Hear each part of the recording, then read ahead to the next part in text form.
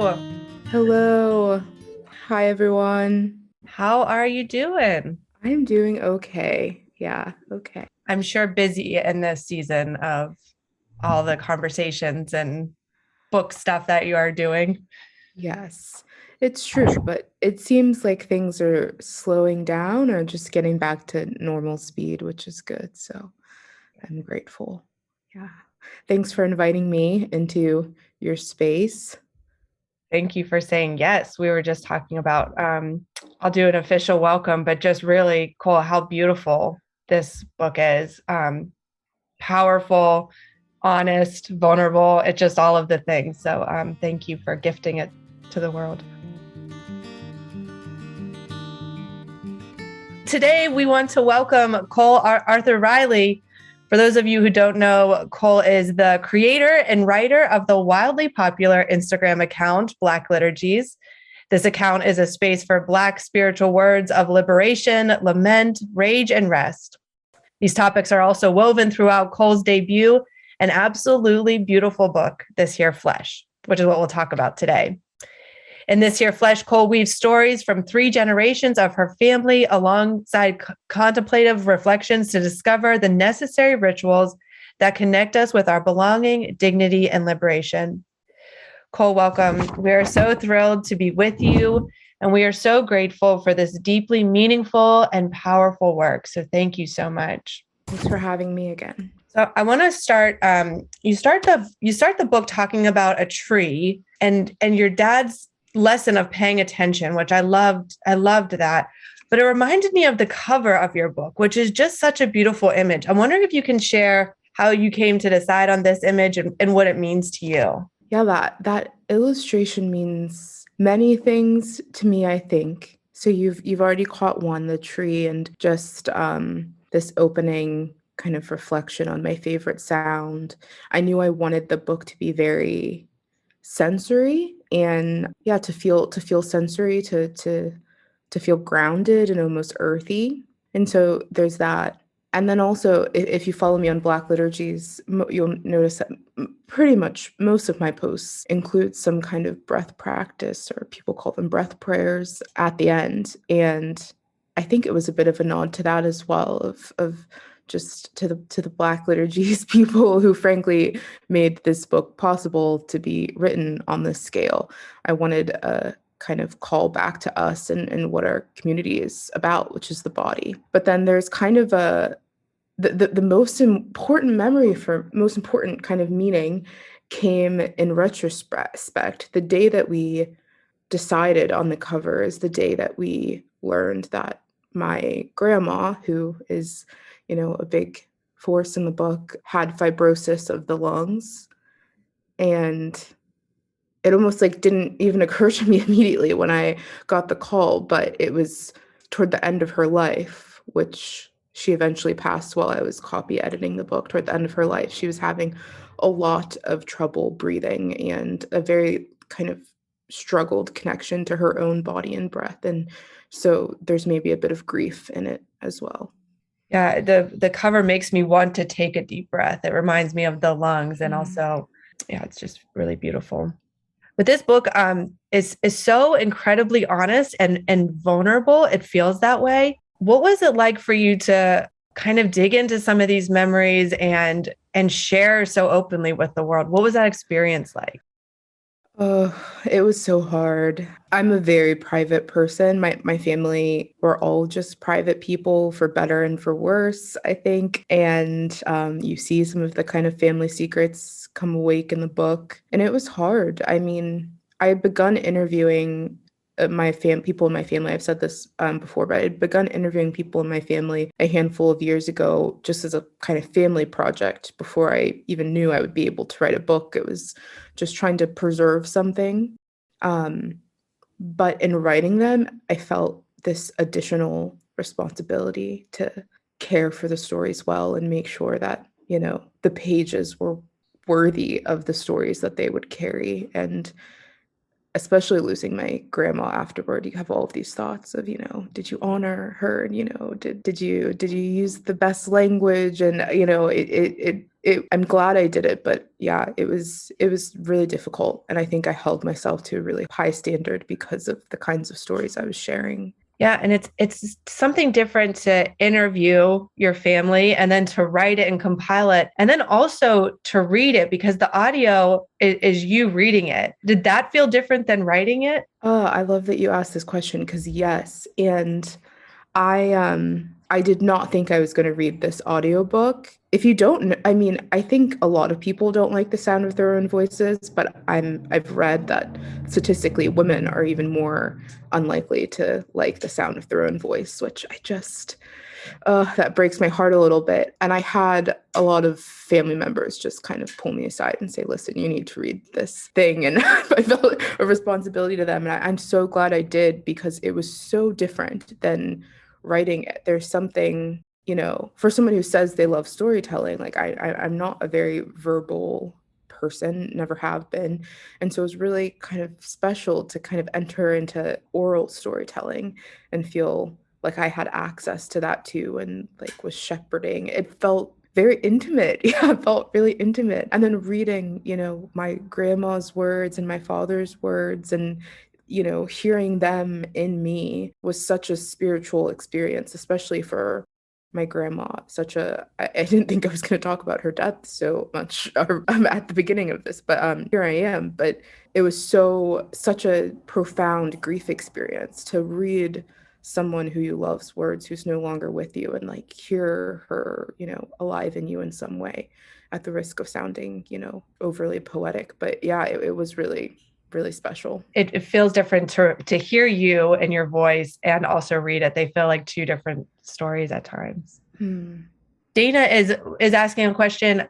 How has your family responded to the book, especially given that you have such a private family as you share? Okay, it's so funny that you guys are my first book club that I've spoken to, by the way. Yeah. So this is just like so wonderful. But I was talking to two. I feel like I'm letting you in on all like the secrets. And it's just I feel so much safer just looking at fewer people. Anyways, a few friends and I were laughing about this the other night because they were like, who has your family read it? And I was telling them, no, truly, no, they haven't read it. I have one cousin who is just, I mean, she's essentially a sister to me. So she has read it. There's one, but no one else has. And that says a lot about my family, probably. We're it's probably part, being a little bit evasive and, part that everyone is kind of still raw from losing my grandma. And it feels this kind of opens it up again and forces people to grieve in a new way. But also I think, yeah, my family, it's so strange. I'm sure there are other families like it, but like for being such a loud, kind of energetic, boisterous family, you would think they would just like delight in attention, I mean, I love people like that who kind of delight in being seen and being the center of attention. But in a strange way, very few people in my family, they're like loud, energetic, but they don't like to be kind of the center of attention. So it was complicated. And I think it's far too close to them for them to want to be so in it. So yeah, pretty much everyone said the same thing, which is that they opened to the dedication, they read the dedication, started crying, and closed the book. But they have heard me speak about the book. So yeah, they're very happy for me and kind of really surprised, I think, still very surprised because they're seeing different parts of even me, I think. Was there anything in the book where they were like, you cannot put that in there? Or how did that negotiation happen? Like you have access to everything, or? You know what? My grandma was just so just generous. I kept saying, I mean, I feel like I was a person who had more boundaries almost than my dad or my grandma. I would say, are you sure? Are you sure? And there are things actually that I've left out, that they were completely willing to have in the book. But I was like, I don't know if they really, it's hard, I don't really think they had an understanding of what a book can and can't, like, could or couldn't do. Like, I think if you're not a reader, it's kind of hard to have an imagination or like conceptualize what a book could do in the world. And I mean, I had no expectation that I would be on like a bestseller list. Didn't really have an imagination for that, but I knew, like, just because of my Black liturgies community, that people were going to read this. So it wasn't just like this little private project of Cole's. And I kind of wanted to protect them at times, even when they weren't asking for protection. And I still don't know like how good or bad that is. I think as I maybe mature as a person and as a writer, I'll become more open in that way. But for my first book, I was just wanting to kind of protect everyone. I'm like, I'm not saying that, or, I'm not, surely you don't want me to share this part. So yeah, anyways, I was very grateful for how open they were. And maybe it's because they knew that they wouldn't read it. So they were like, take this. Yeah. We'll close our eyes. Yes. Claire, you have a question. Yeah, I'd love to get into some of the ideas of the book a little bit. Something that really resonated with me was you talk about a sacred fidelity to the self. And one of the quotes I remember is you say, I can't love the face of God by rejecting my own. And I think there's a lot of popular Christian teaching out there that teaches this idea of self-abandonment. I know that's something I was kind of taught, or an idea that was put in my head early on, and some really working against, which is why I think this idea so resonated with me. So I'm wondering if you could say more about that, or some ways, how do you prioritize that in your own life?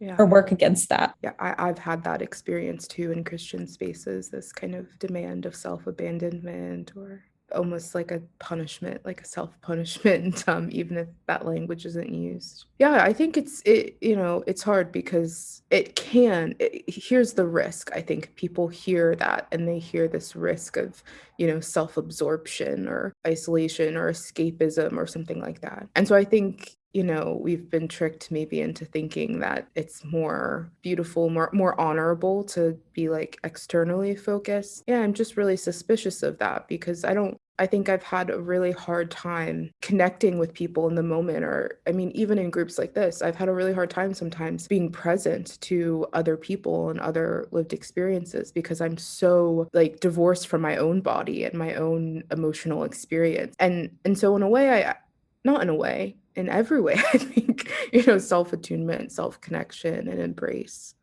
can do really good things for the world and our relationships and our bonds with one another. Yeah, what does that look like for me?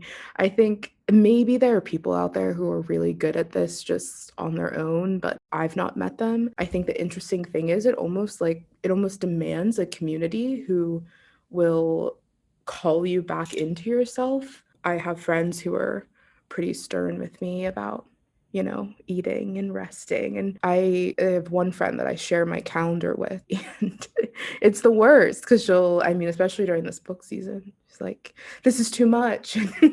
But it's accountability, right? It's someone that's going to bear witness to the ways that I'm numbing or the ways that I'm doing this or that. So I think it helps to have other people who can remind you to stay near to yourself. I also live a very quiet life. I mean, outside of this kind of strange season, I'm pretty privileged in that I can spend about 45 minutes to an hour in silence every morning. And as someone who can very quickly acquiesce to other people's emotional experiences or kind of personalities, even, I'm very kind of drawn to leaving myself and going into someone else's, as you're probably picking up. It's important for me to kind of have a beginning of my day where I'm just so close to myself and so close to my interior world in silence before I start interacting with a bunch of people, and I'm immediately drawn out of myself. That's probably the biggest kind of grounding practice I have on a day-to-day basis.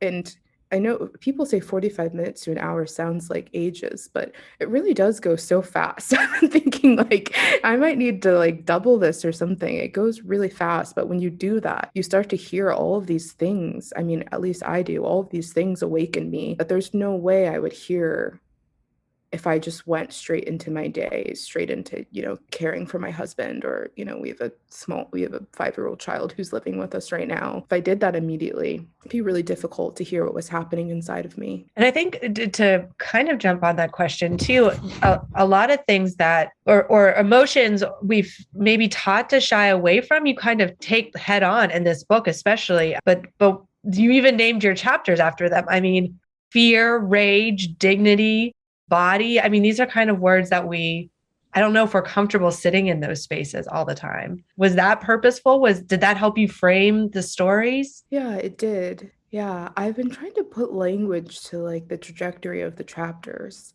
but I was thinking of like this.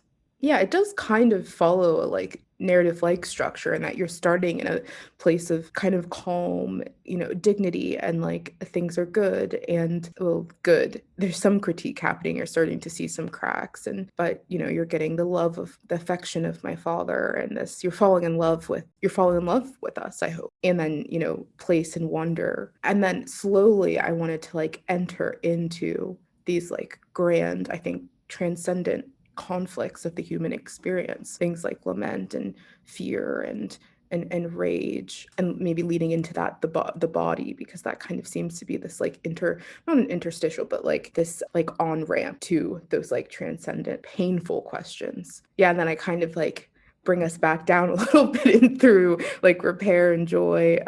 So yeah, I see a bit of this happening, and then that peak middle section, the body, fear, lament, rage, that being like, or I'm trying to take us through those kind of human like grief experiences. I don't know if I really answered your question, but you did, and it reminds me, it kind of comes around, and when you're talking about your grandmother, we took the best part of the fruit, and it kind of is like, through all of these experiences, how is that, how can we do that? Take the best part of the fruit. Yes. Yeah, it's such a good like pendulum moment, something that happens in the repair chapter. It's like the door is swinging back in a way. Yeah. And then I haven't really talked about this, but the last paragraph of the book, it's actually trying to travel back along that arc. And I mean, no one would ever pick up on this. So maybe someone would, but to me, it was important. Like I talk about liberation not being completely linear, and I don't remember exactly what I say, but in a way, I'm kind of like, you're like on this journey, and I kind of suck us back through the tube and back in at dignity again. And there are these like very short phrases from each chapter it's kind of like a nod to each chapter, so that it doesn't feel entirely linear, and that people know like, yeah, we just went on this journey and we'll do it again and again and again throughout the course of our lives, ostensibly. Yeah, you come back around. I have a question about how you're processing your experience, because I know for me, when I found Black liturgies, as a Mexican-American person of color, reading through your voice, put words to sort of this season of freedom to feel for the first time in a long time. Mm-hmm. And so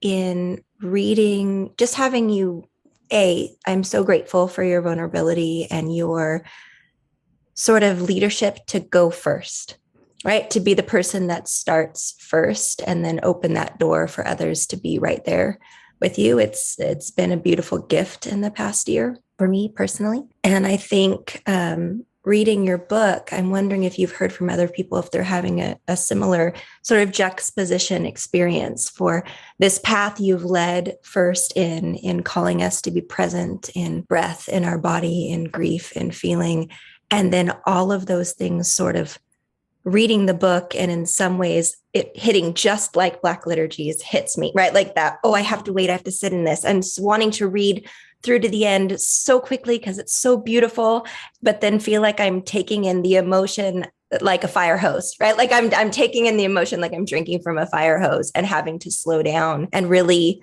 honor the season and example you've set in Black liturgies to breathe through your shared experience with us. And I wonder if other people are also doing that, and how you're doing that, balancing both spaces, the book and the Instagram.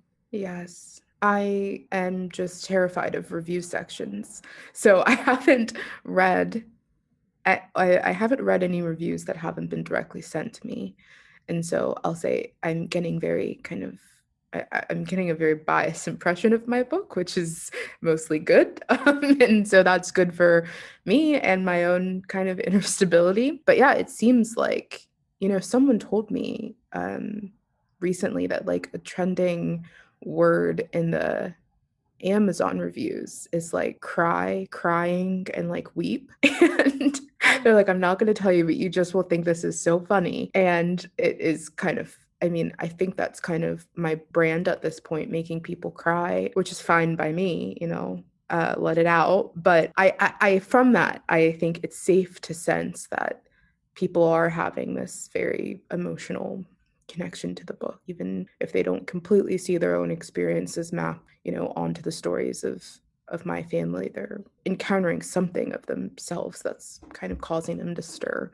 And yeah, I appreciate that. I definitely don't take that lightly. But how do you deal with it?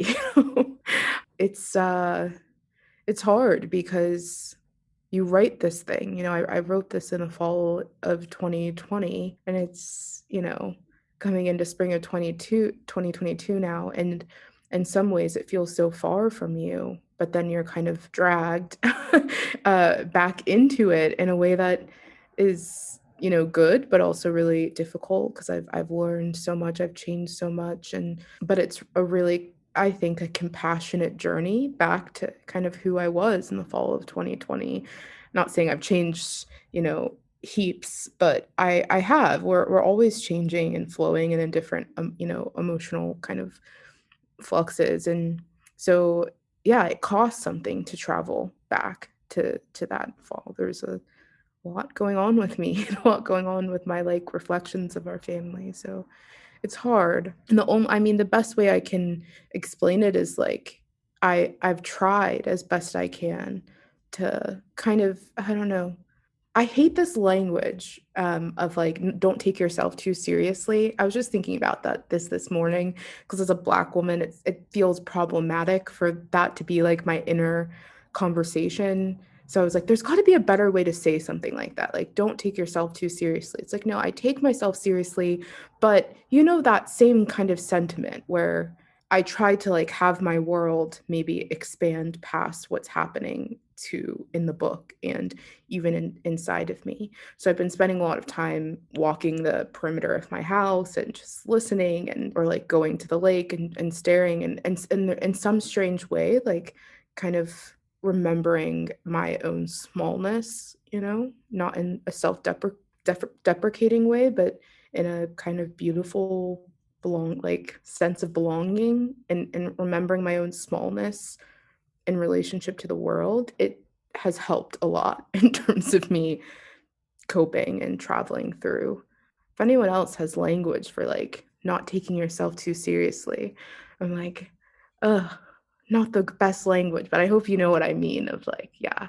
And I'll be thinking about that, because I never, it's like, just let it roll off or something. But it is, when you said it, that hit me differently, to take yourself seriously. We should, I mean, I just should. So you also talk about like your image of God throughout the book is one of my favorite ways you name God is seamstress, and the way that God cares for us and bends down to be with us in our shame and to help us cope with it. How is your view of God? Or maybe you could share a little bit about your view of God, especially like throughout the book and where you are now. Like you said, kind of it's always changing, but where are you now? Sure. Yeah, I feel probably more free than I felt in a long time in terms of how I experience God and the divine. And you see that in the book for sure.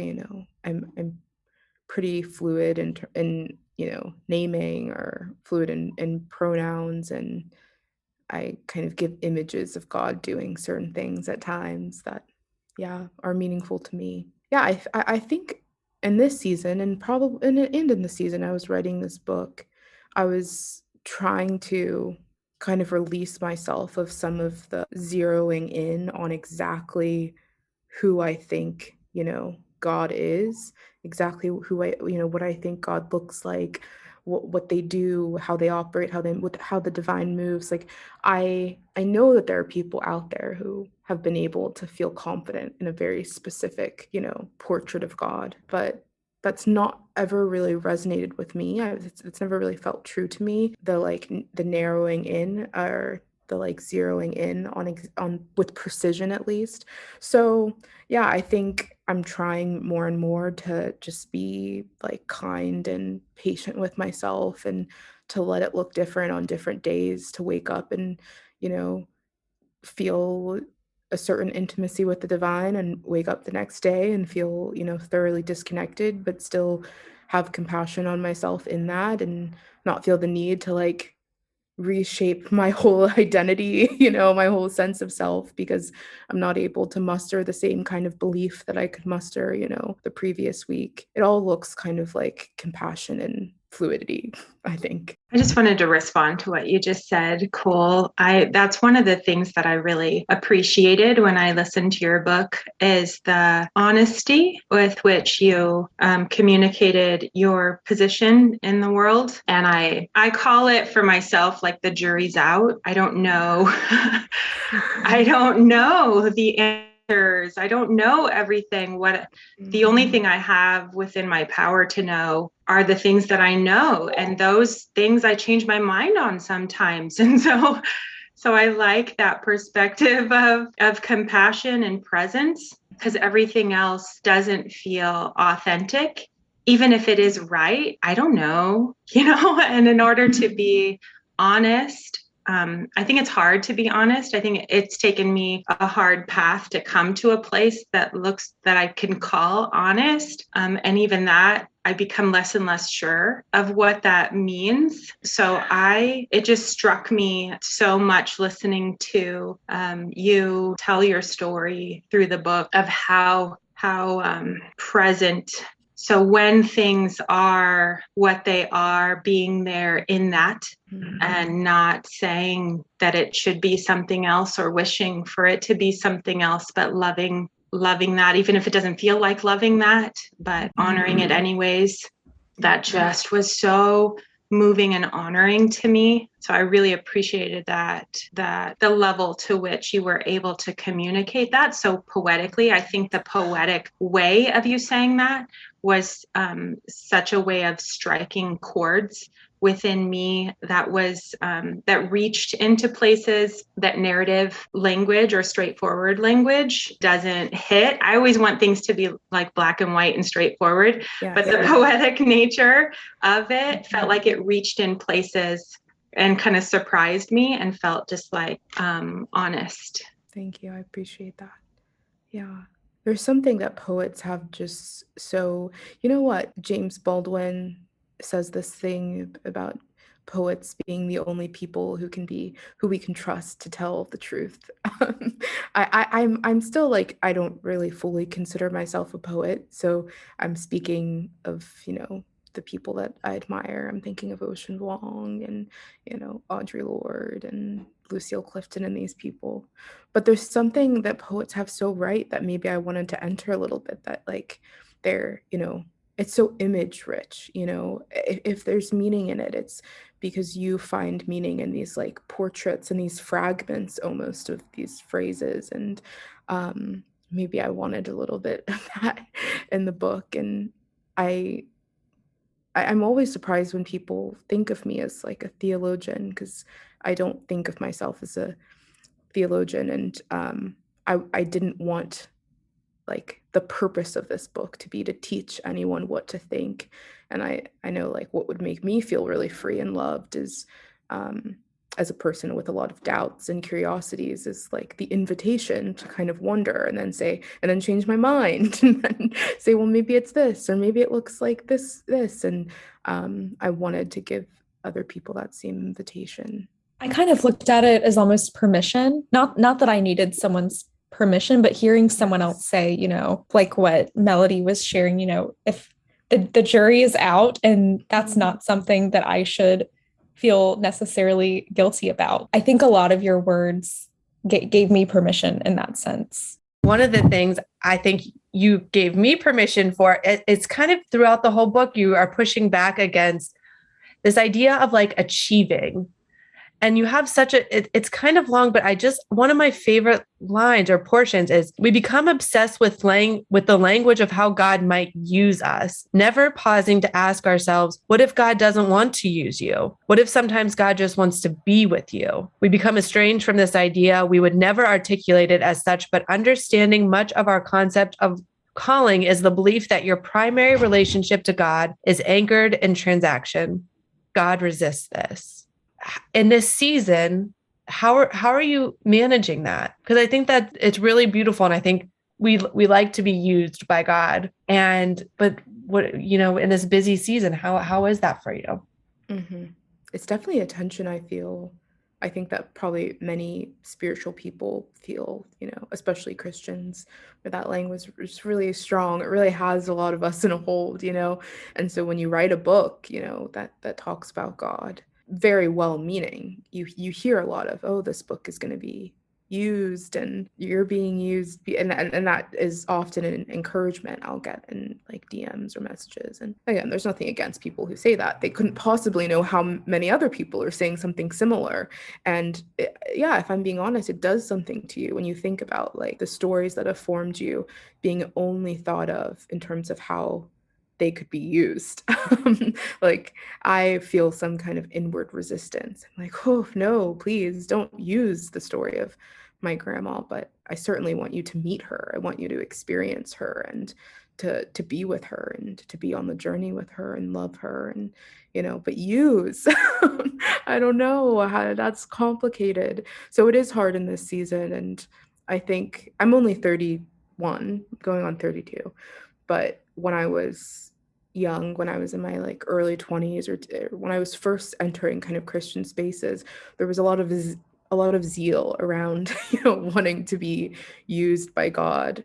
That was everyone's purpose was to be used. And it's not so like there's nothing inherently wrong about that language, but I think whether it's capitalism or just insecurity, and there's something about it that's just become so elevated that I think it's a real shame because we're so busy. I mean, it kind of goes back to what Melody and Claire and I are talking about, this performance of what you believe and this performance of your relationship with the divine, as opposed to just existing in it. It almost like do this in order to be right, in order to be good, and if you're not being used, are you good? Are you any good? I think that we need to become more honest about the things going on, maybe the inner things that are driving us to be so desperate to be used by God. Do you think you're useless? Do you think you're worthy of company? So anyways, I'm thankful that I've come a long way since those young years, but now that a lot of younger people are reading this book, I want to shake them sometimes and say, it's okay, it's okay if you see no use in this at all. You can just read it, and it's okay if no one becomes Christian because of this book. That's, certainly wasn't in my mind of trying to do. You become transactional, like we have to earn all of these things, and it in my understanding of God, it's so opposite of that. Mm-hmm. Open it up. Does anybody have questions or reflections they want to share? You talk a lot about your grandmother throughout the book. I feel like I know her and love her. What does she mean to you? Like, she's such a central figure. What did she mean to you? Mm-hmm. Yeah, my grandma was a writer. So, there's always that. I don't come from a literary family. I think I said earlier, I don't come from a family of readers. We didn't have books in our house growing up or things like that. And so our bond felt particularly strong in many ways because it felt like we were just kind of always gravitating toward each other by that one kind of interest alone in writing and poetry and reading. But yeah, she was wonderful. She obviously didn't have the same privileges as I do. So her writing wasn't able to be read in the way that it deserved to be read.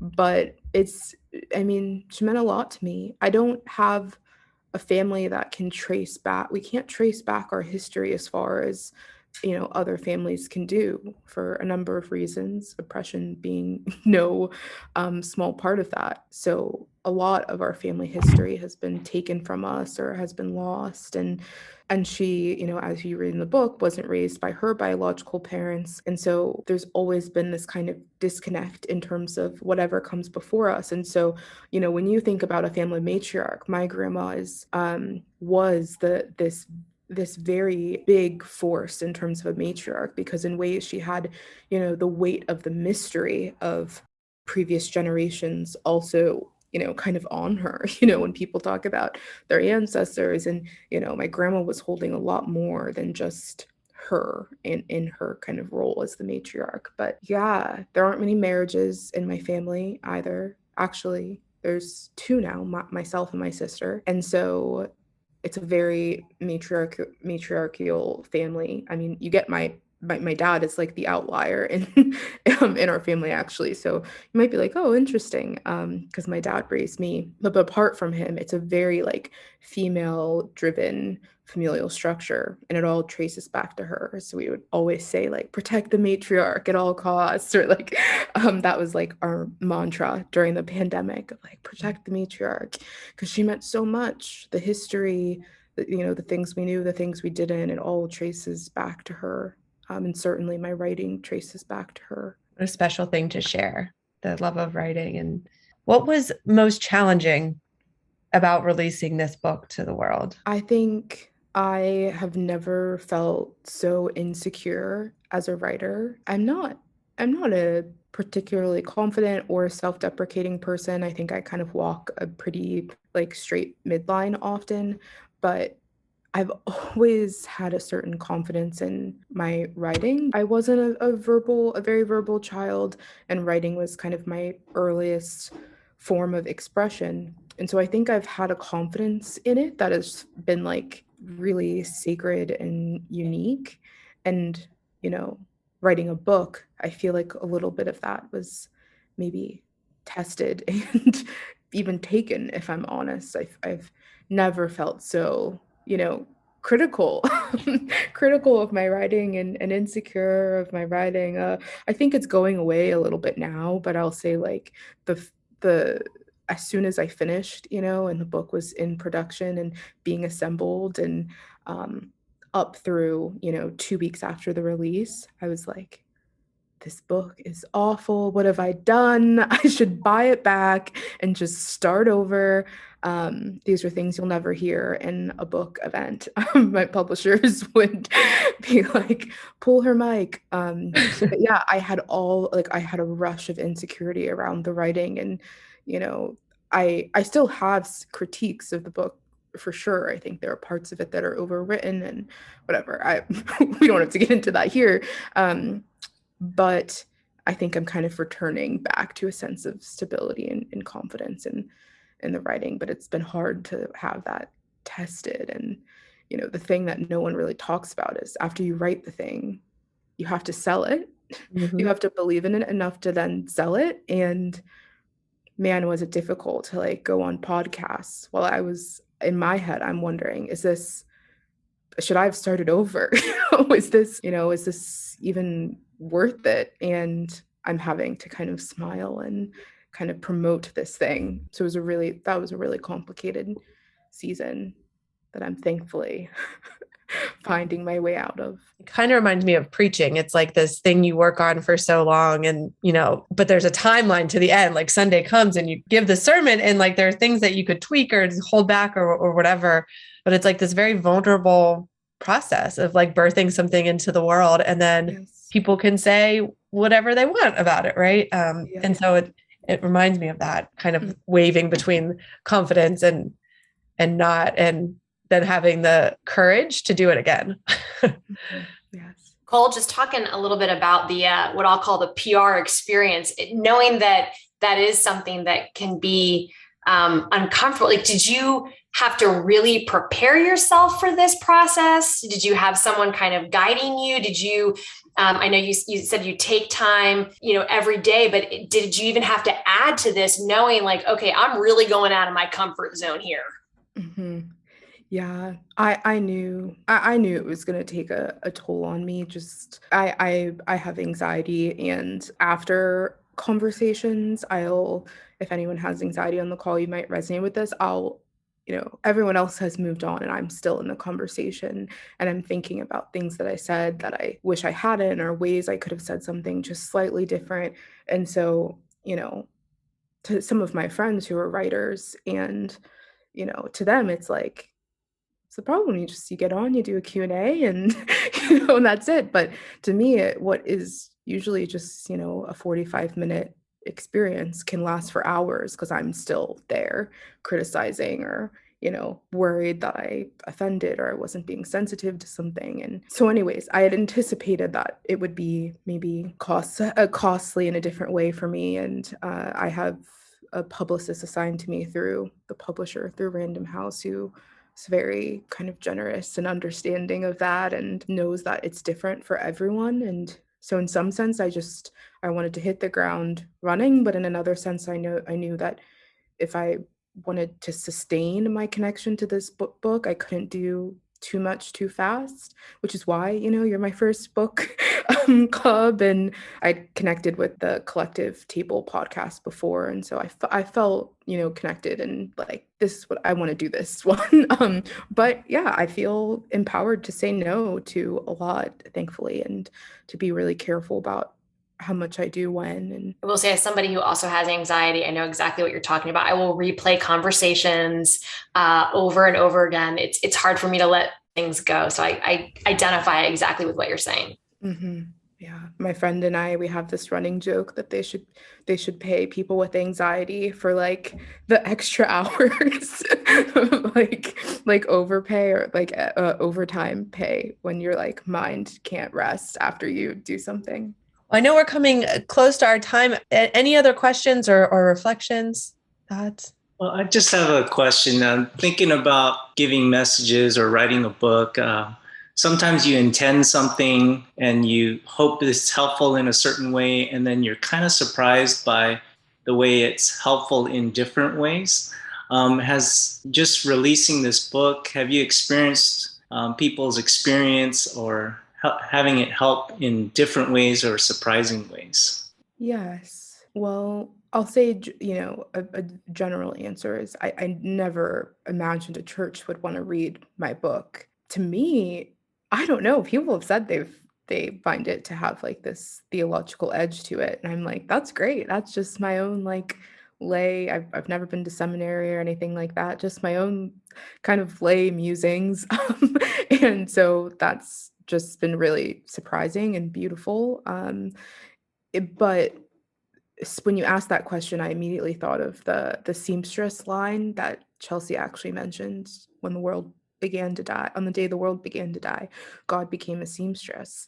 And I have had so many people bring up that line, and it was added at that page was changed way past the point I was supposed to be allowed to change anything. We were in the copy editing phases, and so it's really frowned upon to make changes. And I added that line on a whim. I'm saying like a 60-second whim. I'm like, you need to change this and you need to switch it, because I was really concerned about seeming like I didn't want the book to seem like an educational pursuit, as I mentioned before, like, and I didn't want to, trigger people who have been kind of indoctrinated, and like how I was entering for presenting a Bible passage so early on in the book. I wasn't feeling settled in how I was entering that passage.